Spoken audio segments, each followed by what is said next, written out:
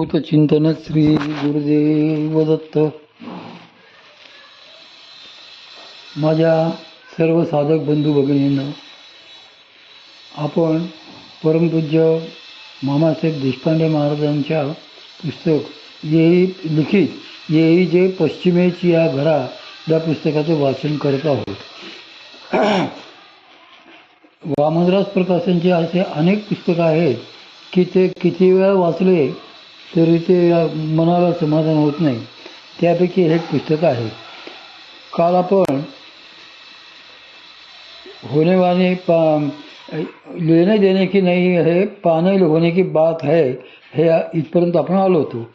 आज पै व्यामोहाची शेजे बळिया अविद्या निद्रित होईजे, ते वेळी दुःस्वप्न भोगीजे जन्म मृत्यूचा भ्रमाच्या सेजेवर बलवानाच्या अविद्येच्या योगाने जीवात्मा जेव्हा झोपी जातो व मनुष्य स्वप्न पडल्यावर स्वप्नात ज्याप्रमाणे मनुष्य मूळ आपल्या स्वरूपास विसरून स्वप्नातल्या स्वतःला खरे मानतो, त्याचप्रमाणे हे आहे. आणि मी देही हे न म्हणता मी देह आहे असे मानल्यामुळे जन्ममृत्यूच्या तडाख्यात सापडतो. यावर उपाय म्हणून पुढील ओवी सांगितली आहे. पाठी अवसाद ये छेवो, ते इथे अवघेची होय वावो, ऐसा उपजे नित्य सद्भावो, तोही आपण पाची. पाठी या शब्दाने माऊलींनी एक खूबी सांगितली आहे.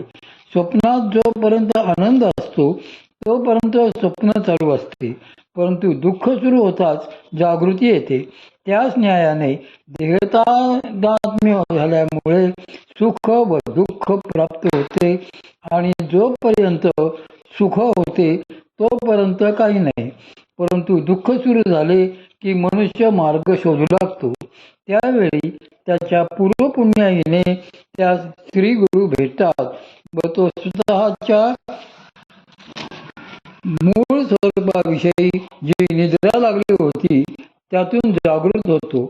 तो भाव मग अखंड टिकतो, परंतु तो भाव आपणच आपल्यामध्ये अनुभवतो. यासाठी पुढील ओवी म्हणून आपणची आपणया घात कीर्तयसे धनंजया, चित्त देऊनी नाथिलिया देहाभिमाना. म्हणून अर्जुना, जो जीव भ्रांत आहे तो खोट्या देहाभिमानाला बळी पडून आपला घात आपणच करतो. त्यास दुसरा कोणीही जबाबदार नाही. येथून 5 श्लोक संपून श्रीमद भगवद्गीतेचा 6वा श्लोक सुरू होतो. माऊलींच्या कृपेने आपण तो श्लोक व त्यावरील विवरण बघूया. बंधुरात्मात्मनस्तस्य येनात्मैवात्मना जितः, अनात्मनस्तु शत्रुत्वे वर्तेत आत्मेव शत्रुवत्.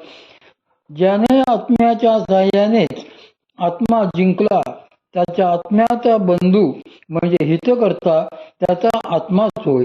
परंतु ज्याने आत्मा जिंकला नाही त्याचा आत्माच त्याचा शत्रू होतो. अहंकार सोडला पाहिजे.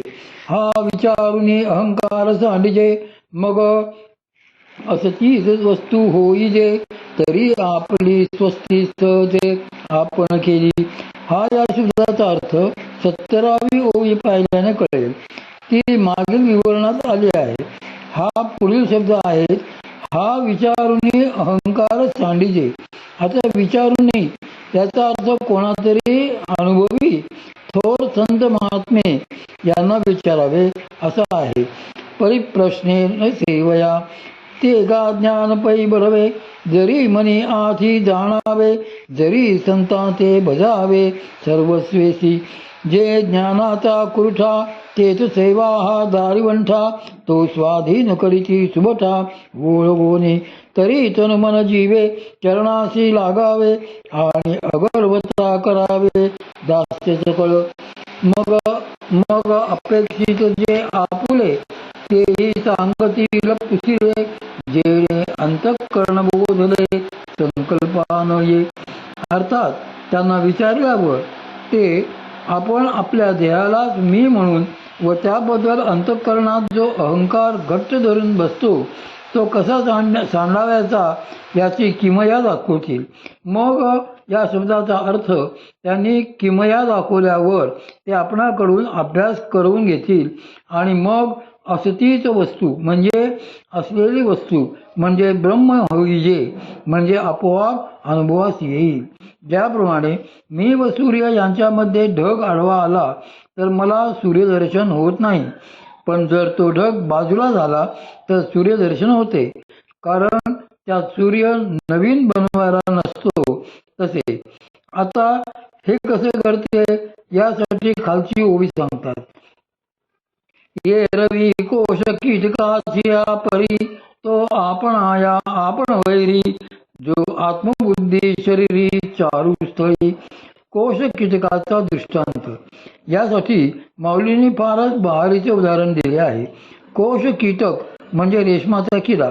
त्या किड्याच्या लाळेतून रेशीम तयार होते व त्या रेशमाच्या जोरावर तो आपले घर बांधतो, परंतु एक गोष्ट तो विसरून जातो आणि तीच मुख्य असते, म्हणजे घरातून आत बाहेर जाण्यासाठी जो दरवाजा पाहिजे तो ठेवायलाच हा कीटक विसरतो. त्यामुळे स्वतःच बांधलेल्या घरात तो स्वतःच मृत्युमुखी पडतो. हे जसे घडते तसेच मानवाची देखील आहे. कसे? ते स्वतःच्या संकल्पाने निर्माण झालेल्या देहालाच तो मी स्वतः आहे असे म्हणतो. असे का होते यासाठी खालील ओळी घालतात. कैसे प्राप्तीची ये वेळे निदैवा आंधळेपणाचे डोळे की असते आपुले डोळे आपण झाकी. पहा कसे ते एखादा मनुष्य काबाड कष्ट करून ती गोष्ट साध्य करण्याचा प्रयत्न करतो, परंतु तो दुर्दैवी असल्यामुळे प्राप्तीच्या वेळी नेमका गैरहजर राहतो. कसे? तर यावर माझी आई एक गोष्ट सांगायची. दुर्दैवी माणसाची गोष्ट. एकदा असे झाले की विष्णू आणि लक्ष्मी यांच्यात संवाद झाला. एका माणसाबद्दल लक्ष्मीला असे वाटले की त्यास काही धन देऊन सुखी करावे. तेव्हा विष्णू म्हणाले की तो दुर्दैवी आहे, उगाच प्रयत्न करू नकोस. परंतु लक्ष्मीने ते काही न ऐकता तो जात असलेल्या मार्गावर सोन्याचा एक धोंडा टाकून ठेवला. हा येता येता त्या धोंड्याजवळ आला व आता धोंडा दृष्टीपथात येणार त्याच सुमारास विचार करू लागला की आंधळे लोक कसे चालत असतील, आणि हे मनात येताच तो स्वतःचे डोळे झाकून चाचपडत चालू लागला. आणि गंमत अशी की त्याच सोन्याच्या धोंड्याला तो ठेचकाळून पडला व त्याच्या अंगास खरचटले. मग पुढे तो विचार करू लागला, आंधळ्यांना अशा आपत्तीला तोंड द्यावे लागले तर. अशी स्वतःच्या मनाची समजूत काढून तो पुढे चालू लागला.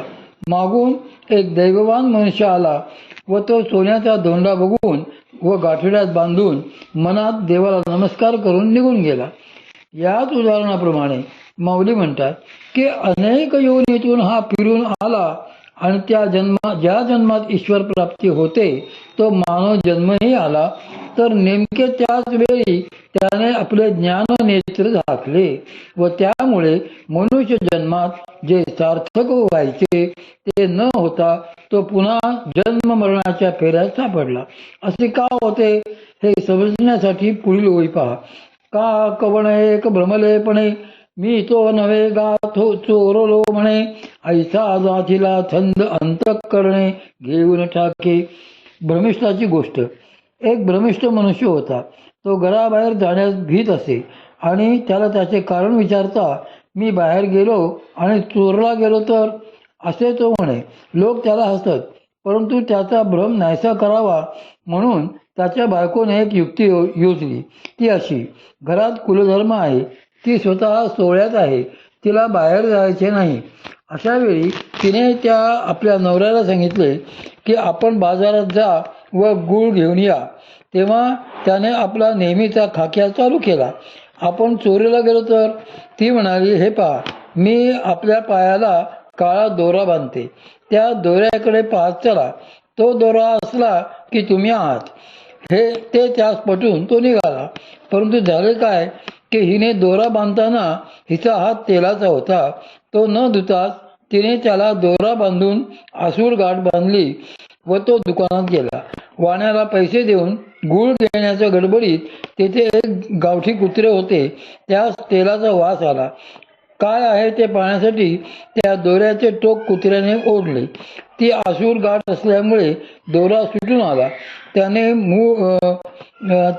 गूळ घेतला व पायाकडे पाहू लागला तर तो दोरा नाही असे दिसल्यामुळे आपण चोरलो गेलो असे समजून तो ओरडतच घरी आला. तो गूळ त्याने उभ्याने बायकोच्या अंगावर टाकला व बघ मी चोरला गेलो असे म्हणू लागला. बायकोने त्याच्या पायाकडे पाहिले तर दोरा नाही, पण तिने प्रसंगवधान राखून त्या तुम्हाला उन्हामुळे चक्कर आलेली दिसते, जरा पहा असे ती म्हणाली. पडताच त्याला झोप लागली. तेवढ्यात तिने त्याच्या पायात दुसरा दोरा घेऊन पूर्वीप्रमाणेच बांधून ठेवला व ती आपल्या कामाला लागली. थोड्या वेळाने हा जागा झाला व सहज पायाकडे पाहू लागला. तो दोरा तसाच होता. मग म्हणू लागला की मी चोरीला गेलो नाही. त्याच्या बायकोने त्याच्याकडे लक्ष दिले नाही व एवढेच म्हणाली, मगाशी तुमच्या पायात दोरा होता, परंतु प्रखर उन्हाच्या तिरपीमुळे दिसला नाही. आता दिसला तेव्हा तुम्ही चोरीला गेलो नाही असे म्हणालात. शुकनलिका न्याय. माऊली म्हणतात की तो चोरीला गेला हे जसे खोटे, तसेच मी चोरीला गेलो नाही हे म्हणणे पण खोटेच. याच अर्थाची एक ओवी त्यांनी पुढे घातली आहे. ये रवी होय ते तोचे आहे, परी काही की जे बुद्धी तैसी नोहे, देखा स्वप्नीचे घ्या जावे कि मरे साचे. तसे पाहिले तर तो चोरीला गेला नव्हता व सापडलाही नव्हता, आहे तसाच होता. परंतु भ्रमामुळे त्याची बुद्धी तसे मानावयास तयार नव्हती. एका स्वप्न पडले व त्यास एका माणसाने सूर्याचा घाव घालून ठार मारले. आता विचार करा की हा जागेपणी मेला का? कारण स्वप्न हे खोटे असल्यामुळे त्यावेळीचे सुरापोटात खुपसणे, मरणे सर्व खोटे. फक्त ते समजण्यासाठी त्यास जागे होण्यास सांगावे.